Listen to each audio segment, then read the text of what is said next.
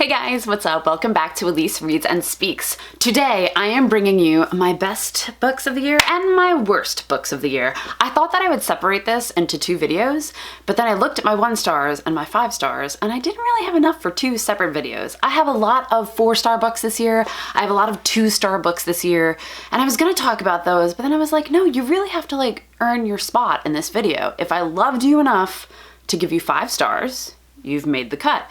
If I thought you were the biggest piece of shit that I gave you 1 star, this is the video for you, okay? Only my 1 stars and only my 5 stars. So we are gonna kick it off with my 1 stars. The first book this year that I gave 1 star was Be Reborn. Oh, I know, some of you love this. Rachel, I know you're watching this and I love you. I just don't love that book. I made it through over half of the audiobook and I saw that I had, I think, 10 hours left and I was like, I can't do this anymore. I can't. So I felt like it really earned that 1 star. That was the first DNF of my year. And actually that was the first DNF that I've given in a very long time. I normally do not finish books. I like to read the entire book and judge whether or not I hate it that much. And I just couldn't trek through that one. So I feel like it really earned that 1 star. The next book that I gave 1 star to was a book club pick. It was Terry Pratchett's Dodger. Dude, I really can't tell you much of what went on in that book, except that he used the word tosh a lot. Oh, he's toshing over there and tosh, tosh, tosh. I don't even really know what toshing means, but still, he used it a lot. It's very pretentious and it was like the guy from Oliver Twist, but also I don't understand what happened. I get that it was historical fiction, but I like historical fiction and I hated that. I hated it. So 1 star for Dodger. The next book that I gave 1 star to was How She Died, How I Lived. I always want to change those pronouns, but I got it. How She Died, How I Lived. And that one, I felt like it earned the 1 star because it really had this interesting premise. The book starts off with this girl that's dead, okay? This guy that killed her texted, I believe, 5 girls that night, and she was just the one that happened to respond, so they met up, and that was the girl that ended up being killed. So this girl, who the book mainly revolves around, has a lot of survivor's guilt, and I thought that was gonna be the focus, but then it just went to annoying stuff in high school and cheesy relationships, and her friend gets pregnant or thinks she's pregnant or I don't know. It had nothing to do with what I thought the book was actually going to be about. It turned into her dating the dead girl's boyfriend, and that was not what I signed on for. I thought that was a missed opportunity. When I said the premise, it sounds really interesting, doesn't it? Right? It's not. 1 star. The next book that I gave 1 star to was Girl Gone Viral. I don't really know what happened in this book. I guess I've wiped it from my memory. The next book that I gave 1 star to was my second DNF of the year. That was The Coldest Girl in Cold Town by Holly Black. I cannot believe it because I love The Cruel Prince. I love The Wicked King. Spoiler alert, they're on the 5-star list. I don't understand how I love some of your books and I absolutely hated this one. This was another one that I made it more than half of the way through. I mean, I think I was almost done with this book if I remember correctly. I think it was around 70 to 75% and I was just like, I can't do this. This is just so boring and I don't care about anyone and I have given it the old college try and I just can't do it. And okay, the title sounds really corny, The Coldest Girl in Cold Town. If you don't know what this book is about, it's about vampires that live in these, what they're called, cold towns, if you think about it. It makes sense. And these humans that live in these cold towns have to adhere to the vampire rules. I don't know, the premise of it sounds like something that I would be into. I love vampires, all right? I love Twilight. I now love the Vampire Academy. I am such a cheeseball for vampire stuff, and I hated this one. It was so boring. It wasn't atmospheric like people claim that it is. It just dragged on, and I can't remember the characters' names or what even really happened. Wow, isn't it just amazing how your brain just does that? It takes things that it doesn't like and it's just nah, I'm not gonna keep that in there. The last book that I gave 1 star to was a book club pick. That was the pick for this past month in December, The Lost Coast. oh my God. I mean, I read that whole thing. I did not DNF and I hated it so much. I really had high hopes because I read the description and it has to do with like witches, and there's actually some female-female relationships in there. And I've been striking out with female-female books, and I really want to find one that I love, you know, because I find male-male books that I love, but this was not a book to love. Like, it was just so boring. Okay, she describes the most minuscule things. Like, okay, let's take my shirt. Okay, it would be like the black of her shirt was the deep, dark blackness of the sky, speckled with stars that outlined the yellow and blue and the writing of her shirt. And as I looked at her shirt, I began to get this feeling that I couldn't quite place. Like, shit like that, man. It was just too much. It's too much. And that wasn't the only thing. Okay, the thing that really got me about this book, and maybe it'll be a spoiler, maybe not. I don't think it'll have any bearing on whether or not you enjoy this book, okay? But the sex magic, all right? So these girls are like trying to do a spell, and they're like, hey, we need to heighten the spell. Let's go have sex. Are you fucking kidding me? Like, oh, did I really read that? I read through it and I was like, really? This is what's happening. And this is what people are reading and enjoying. And it makes no sense. Like, why? Why? Like, and you know, they get back to the group. There's like a group of 5 or 6 of them. And this girl was like, oh, you just had sex. I've always wanted to try that. As far as like the sex magic goes, it was just like, oh man. At that point, I wanted to put the book down because it was just so cringy. But I was like, I've made it this far and it's for book club, so I will finish it and I will make sure that it earns this 1 star. So that one like totally earned the place on this list. And that is it for my 1-star reviews, okay? So that's why I didn't make this into 2 different videos, because I didn't have a lot of 1-star books this year. But the ones that got the 1 star, I mean, like, they like totally deserve them. I salute you. All right, let's move on to the 5-star books. Okay, so I know to kick off the year, I believe this was in January of 2019, was my first time reading Illuminae. Oh my God, I love Illuminae. I mean, I feel like I love it more and more and more as the months go by, and I still think about it. I listened to the audiobook, and I heard that the next time that I listen to the audiobook, I should also read along with the physical book, because I guess there are pictures or diagrams in there that I was not aware of, so I like kind of missed out on that. It's a mixed media book, but next time, because there's going to be a next time, I loved it that much, I'm going to listen to it so I get the voices that I really enjoyed, and I want to read it so that I'm seeing the pictures that I apparently missed out on. So that was a definite 5-star. My next 5-star was actually not the next book in that series, all right? The next one was Gemina, and I believe I gave that one 4 stars, but the book after that, Obsidian, which apparently out of all the books that I've read this year, Obsidian is like the highest rated on Goodreads of all the books that I have personally read. And I gave it 5 stars too, so I totally helped it go up there. Obsidian was a great conclusion. I'm not gonna go into what it's about. If you've heard of illuminae, you know what it's about. If you like the Lunar Chronicles and stars and sci-fi and stuff like that, you'll really enjoy this series. Like, please listen to it. Listen to it. It's like closing your eyes and listening to a play go on, and you can see everything right in front of you. That is how amazing it is. The voice acting is top notch. The way that they like put in these sirens in the background, like when the ship is on alert. Even Aiden, who's just, oh, AI Aiden, man, like, but his voice is creepy, so it really adds a little bit more to it. It's so good. It's so good, okay?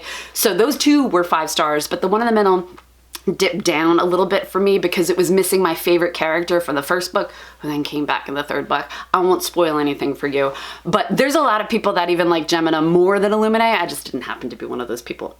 Okay, the next books that I gave 5 stars were rereads for me. I think I'm gonna save the rereads to the end because, like, yes, they earned their 5 stars, but I also knew going into them that I already enjoyed them. So let's just let this video focus primarily on the books that I have not read and I didn't know if I was gonna love or hate. So the next one on that list would be Wicked King. Now, I had already read The Cruel Prince and given it 5 stars, then I reread it this past year and I gave it 5 stars again, but I hadn't read the Wicked King yet. So when I read that one, oh, That was great. That was a wonderful sequel. All right, I've heard mixed reviews about that third one, Queen of Nothing. I haven't gotten to it yet, so I'm a little nervous, but I am gonna keep my hopes up because I gave Cruel Prince 5 stars and I gave The Wicked King 5 stars. Oh, and that was the author that I mentioned before that did Coldest Girl in Cold Town, 1 star. Cruel Prince, Wicked King, 5 stars. Like, I still don't understand. The next book that I gave 5 stars to was The Poet X by Elizabeth Acevedo. Now, I was pretty surprised by that one because I'm not really into poetry. Like, I don't know. I just don't feel things from it when I'm reading it on a page that it's supposed to make you feel. I don't know. It's not like I'm heartless. I think just poetry is really not for me. So when you're looking at the book, the physical book, The Poet X, if you're like me and you're not into poetry, I highly, highly, highly recommend the audiobook. It is narrated by Elizabeth Acevedo herself, and she says the poetry in the way that it's supposed to be spoken. Like, she has like a rhythm to it, and she makes you feel things that are just, oh, man, I remember listening to it and I was in my car and I just started sobbing at some points because it was just so beautiful. Like, I heard it the way that she meant it to be heard. I can't, oh, it was so good. It was so good. Now, that was a book club pick. Way to go, Tatiana. I know, we usually don't agree on things, so we agreed on that one. The people in my book club, some of them gave it 4 stars because they weren't a fan of like the Disney-ish ending.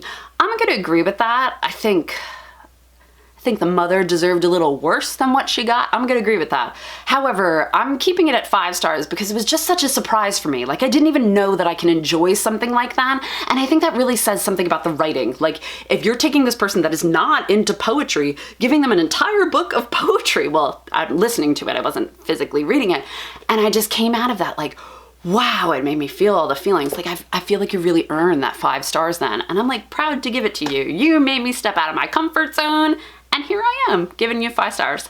Fantastic work, Elizabeth Acevedo. Next on my 5-star list that I had not read was 5 Dark Fates. That was the finale to 3 Dark Crowns. So I reread 3 Dark Crowns this year. I did 3 Dark Crowns, 1 Dark Throne, 2 Dark Reigns, and then there's 5 Dark Fates. Yes, I know those numbers are all over the place, but that is the order that it goes in, and I gave them all 5 stars. Okay, there were things in the finale that maybe some things I would have changed, something I wasn't a fan of, but there were things that I just loved, and I love being in that world, and I think it's just so creative, and I dressed up as Arsinoe for Halloween. Like, I clearly love this series, and I was not disappointed by that finale. 5 stars. Next on my 5-star list, Song for a Whale by Lynn Kelly. I made a video solely about this book.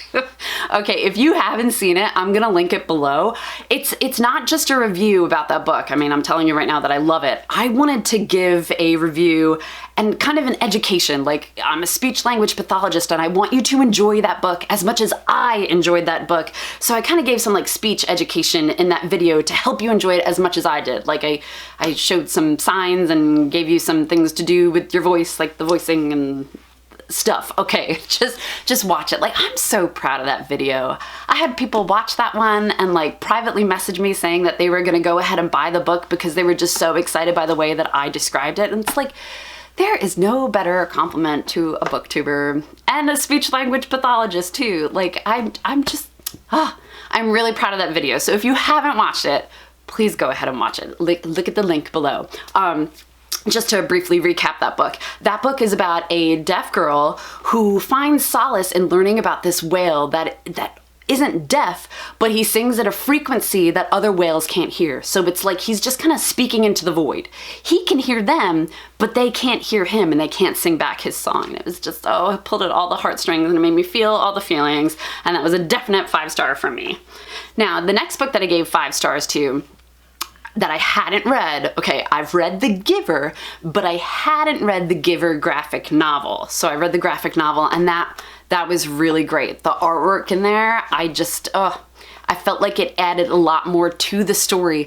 And I think kids that maybe may not be ready to read a novel yet, give them the graphic novel so they can see it right in front of them and see how it changes from black and white to color. Like, it really just brings that story alive. I thought the graphic novel was fantastic. Next on my list, I'm not gonna feel bad about this. All right, it was The Last Sacrifice, which is the last book in the Vampire Academy series. I was enjoying that series all the way through. It's the 6th book. I was giving 4 stars, 4 stars, 4 stars. And when I got to the last one, I was like, you know what?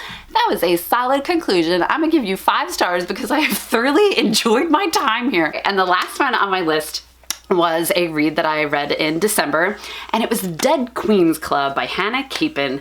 Now this was really, like, I put this in my Goodreads review that it was like a 4 to a 4.5 if we're talking about quality, but for sheer entertainment value and how much I just love the hell out of that book, I'm giving it 5 stars. It like took the story of King Henry and his 6 wives. All right, you know I'm a like huge Tudor nerd, weird obsession with Anne Boleyn, so I was gonna be into this anyway. It says it's from the perspective of I was about to call her Cleveland. That's not her real name, Anne of Cleves, okay? But in the book they called her Cleveland, which I thought was cool. So her like nickname was Cleves, Cleveland. I thought that was very, very smart. All right, but they took the story and they put it in high school, and it's kind of like a bit of a murder mystery too, because you know, like some of Henry's wives have to end up dead, you know?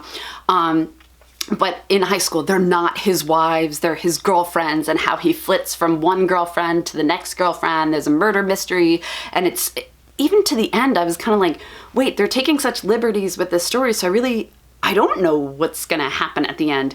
And it was a pleasant surprise. Like, I thought that it dealt with relationships really well, gaslighting, even like the bond between females when you find some common ground. It was a great time. It was a great time. So I've mentioned most of the rereads that I have given 5 stars to. The only set, let me check. Yeah, the only set of rereads that I did not mention that I gave 5 stars to was the Firebird Trilogy by Claudia Gray. I chose 1,000 Pieces of You as a book club pick back in February or March, and man, I just loved it. There was only one other person in my book club that loved it. You're welcome, Katie. The rest of them hated it. Like, okay, go watch Michelle Reed's YA's video about the worst books of 2019 and you will find my pick on it. And however, it's one of my best reads. I love that series. Like, a quick recap about what it's about. It's about, it's like a sci-fi world where they find that through the use of these firebirds, they're like necklaces, they can take their consciousness and jump to a parallel universe. So like, for example, if I was right here and I like touched this thing on my neck and I wanted to go to another universe, I would hop into another universe, but it's like my consciousness would come into the other Elise's body. So it's like, there would be 2 Elises sharing the same body, and the one whose body I took over, she kind of like goes to sleep in the background, all right? The person who did the jumping in, they've taken over for that amount of time. Does that make sense? I hope I'm explaining it well. So like, kind of like Invasion of the Body Snatchers, so I understand that it's not going to be for everybody, but man, if you keep an open mind and you're okay with a little moral gray story, it is a good time. I promise you, it is a good time. And even if you don't like it, just read it anyway. You may have extreme feelings of hate about it, like other people in book club, and you can have a great discussion. All right, so those are my 1-star reads and my 5-star reads. I did much better with 5-star reads this year. I believe out of the books that I haven't read yet, I had more 5 stars. Let's see. 1, 2, 3, 4, 5, 6, 7, 8, 9 books that I hadn't read that I gave 5 stars to. One was the graphic novel, okay? I knew that I liked The Giver, so let's just say 8, just to be fair. And 1 stars, there's 6. So all right, 5 stars, 1 out. However, I did have 2 DNFs, and I like never DNF anything. I can't even remember the last year that I DNF'd something, so whew, hopefully I don't DNF anything this year. It makes me feel very guilty, but then your book sucks, so that's on you. All right, thank you for tuning in to Elise Reads and Speaks. I will catch you next time, guys. Bye.